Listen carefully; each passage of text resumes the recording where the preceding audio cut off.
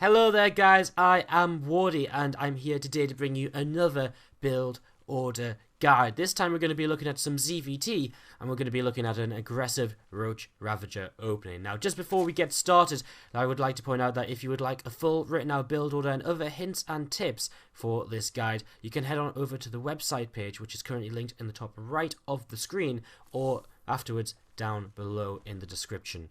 Let's not waste any more time though and get straight into this game and talk about this Roach Ravager opening. So the game we're going to be looking at today is a game from Elazer that was played in the Home Story Cup qualifiers that I was casting over the weekend. The build is a Roach Ravager timing which aims to hit at 6 minutes and 30 seconds in the game with about 5 Ravagers and a whole bunch of Roaches with Roach speed finished. It can hit at this sort of timing this early because you look to skip upgrades compared to other builds where you may start off with 1-1 and then hit a timing with 1-1. And you know, them other builds have kind of a more macro late game oriented focus from the beginning. This game says, I'm going to switch things up a little bit and try and be aggressive and do a little bit of damage and then get my upgrades and then transition into my later stages of the game. The game starts with a pretty standard hatch gas pool opening. Nothing really crazy about this. 18 hatch, 17 gas, and then a pool straight afterwards as well. So nothing crazy about this, and early on it's going to be a very standard ZvT for the first few minutes of the game. Now let's very quickly talk a little bit about the maps this is good on. This map in particular is very good. As we've just seen, it's a very wide and open natural, and a bit of an awkward third base to hold here on Lerelac Crest. Other maps that this build is good on is Central Protocol, Prion Terraces, and Ruins of Seras, and out of the ladder map pool, the bad maps for this sort of build is Ulrina, Dusk Towers, and Orbital Shipyard. The reason them maps are bad is because they are maps in which it's generally quite hard to attack into your opponent's third base, because it's either up a ramp, or it's just very hard to get across the map in a timely manner, mostly talking about Ulrina there. So again, there's a good amount of maps you can use this build on. There's about 4 out of the map pool, and again, there's other builds which are similar and end you in a similar position without having to be so aggressive that you can use as well, so that you can still play a similar mid game. Now, so far in this game, all Elazer has really done is made a handful of Zerglings, and other than that, he's been droning up. He's made his first 2 queens, and then he's added on a 3rd queen, which is just finished, and a 4th queen as well. He pulled out of gas just after 100. I'm pretty sure he only meant to mine 100. He actually mined a bit more than this in this game, but 100 is where you want to stop, because all he gets early on here is Zergling speed. So what we're going to see now shortly is him going back into gas, and he's going to drop a 3rd base now at about the 3-minute mark, and just deflect the Reapers here early on as well. So again, very standard stuff, very much so nothing going to be happening early on in this. Now, 3rd base is on the way, and he's about to go back into gas mining here. So about 3 minutes and 20 seconds is when he starts mining that gas once again, and you probably want to do that just a slight bit earlier because you didn't mine over 100. You're also going to add on your 2nd and 3rd gases now so that you have the money to be able to afford a few roaches defensively and to afford your lair to start attacking as well. And that's going to be really important to take note of, because you need to be able to defend against all the Terran aggression that's going to come in towards you. You can see he's continuing to add on his queens right now, and he's dropping his Roach runs. So what you need to do is be able to identify what the Terran player is doing.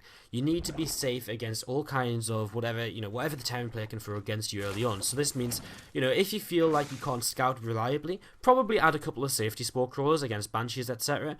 And again, as soon as this Roach run finishes, we're actually going to see him make a few safety Roaches just to make sure he's going to be okay against anything such as a Hellbat timing. Now, in this game, he only makes 4 Roaches, which you'll see shortly, as we also see the lair starting up right now. So again, building up towards that Roach speed.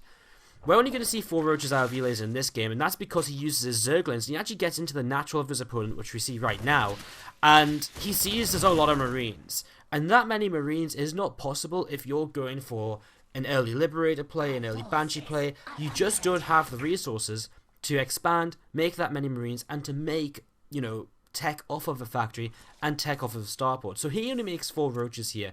Now, in your game, you're going to have to look and see what you can scout and what you might need. If you see some kind of Hellbat timing coming, then you need to make a few more Roaches. And that's definitely possible to hold that sort of thing off as well. The earliest Hellbat timing should hit off of 2 bases around 5 minutes, so about now. So you've had plenty of time to actually get more than just the first 4 roaches out. You know, you could have had 8 to 10 roaches out and really shut down any kind of timing. Now from this point, Elazer stops at 53 drones, which is perfect saturation, 16 in the main, 16 in the natural, 3 workers on each of his 3 gases. At this point you want to start roach speed, once that layer has finished, and you want to start roach production. And to make sure you don't get supply capped, you need a lot of overlords, because roaches are very supply heavy. They take up a lot of supply for how cheap they are. So you need a lot of overlords to make sure you're not going to hit a supply block. And you're also going to look to save some gas. You can see Elazer looks as though he's floating a bit of gas right now, but that's because he's about to make a bunch of 2575 Ravagers, which are very gas heavy compared to the minerals. He leads the charge with a few roaches here, and this is when the attack begins to build up. You can see roach speed is going to finish shortly. It could have been a little bit sooner. His lair could have actually started a little bit sooner in this game as well, so he didn't play perfectly in this game. There's definitely a lot. He loses a few roaches in the middle, but he sees them marines out there, and again, he's just starting to kind of scare those away, and then he starts to put these Ravagers into play as well. So about the 6-minute mark, you want to start morphing them Ravagers and start moving across the map. Again, you should have roach speed finishing, if not already, then around now, depending on how good your macro was and how well you have executed the build. Now this is going to be one of the most important parts of the build order, where you come across the map and you go for the attack. You have to judge, do I have enough to attack, or do I not? Behind this as well, take note, extra gas is going down, and you're about to see evolution chambers come up as well, which means that he's getting ready for his next stage of the game. Now in this game, Elazer is going to come up here and he's going to see, well, actually, just a bunch of bio and not much else, so he's going to attack into it. Now we're going to take, in a few moments, we're going to talk a little bit more about when you should and when you shouldn't engage. But for now, you can kind of see the power of this against what was a fairly underprepared Terran who's just opened straight into bio, didn't really have a bunker up or anything really to defend against this, or a wall, and again, it's hard to do that on this map. And so he's just straight up died to it. Now again, this is the sort of map where if he is a little bit prepared at the natural, maybe you can poke in towards the 3rd base, try and find a weakness in his defense. Using the corrosive vials here to ward off the Terran player, keep the bio back, and also to be able to clear up the mines as well. And as you can see behind this, his opponent has tapped out, but we'll just stay in the game a couple of moments. He's got a lot of Ravagers now. He morphed a few more in during the attack because it was going well for him. He's droned up behind this. He's added 12 more drones. He's got a perfect saturation for his 2 extra gases. He's added on evolution chambers. And he's also got that 4th base up and ready to go as well. So at this point, he is set to go into the next stage of his game if he hasn't ended the game with the attack. Now let's talk a little bit about what you're trying to achieve with this attack timing. Generally, because you've got a strong economy behind this, all you're looking to do is slow down your opponent's economy enough to have made it worthwhile for you to have delayed your upgrades. So when you come to your opponent's base, you want to either look to somehow delay the 3rd base, or to attack in and force him to fight you and to lose some SCVs in the process. Generally, if there's more than one tank, what you really want to do is just back off and not fight at all, because that's going to put you in a situation where you're going to really struggle to get anything useful done without just losing your entire army. We're going to look at a couple of situations in other games and see how the Ravagers can be used to help you make the most of your attack timing. I love this clip because right away here we see the Ravagers being used to clear out the biggest threat of the moment, which is going to be the Liberators. Next they're going to be used to clear out the bunker, which is the next biggest threat to this attack not being able to do much, because it's going to stop you from getting into the base. We also just saw an attempt to make the Bioforce move back, giving the Roach Ravager army more time to clean up the SCVs which have been pulled by throwing the corrosive vials on top of the bio. And that's a great technique as well, because you can force this army back and really allow yourself to retake a concave and reposition as necessary. Here's another clip where we're going to see once again just these Ravagers used to take down what is the biggest threat of the situation. These threats are generally going to be the Liberators, again, generally going to be the bunkers, which stop you getting into the base and stop you getting towards the juicy SCV kills, which you want to get to make this build worthwhile.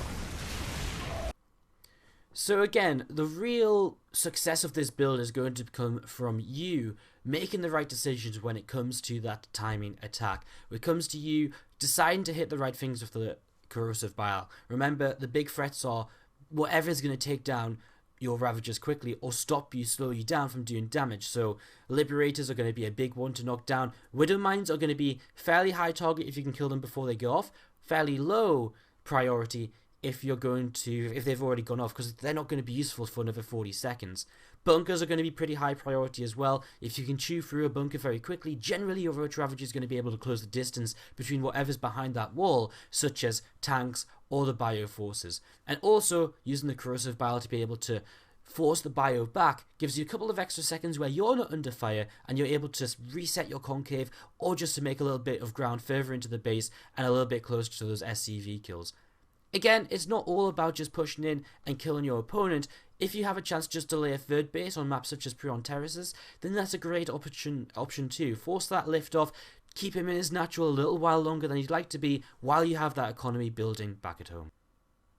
Thank you very much for checking out my ZvT Roach Ravager guide. I do hope it was useful for you all. If it was, then do let me know in the comments down below, and also let me know if there's a video you would like to see. Maybe there's an all-in you don't know how to hold off, maybe there's an all-in you'd like to learn how to do. Let me know, and I would love to hear your ideas. If you did enjoy the video, make sure you hit that like button and also the subscribe button on the YouTube channel to see when future videos do grow up. Guys, until next time, have a good one and good luck on the ladder. And today I'm going to be talking about a reactored Liberator opening in TVZ. The game that we're going to watch on the screen is a game from the Gfinity Cup a few days ago. I casted it. It was between Apocalypse and Dana, and this is one of the builds that stood out to me because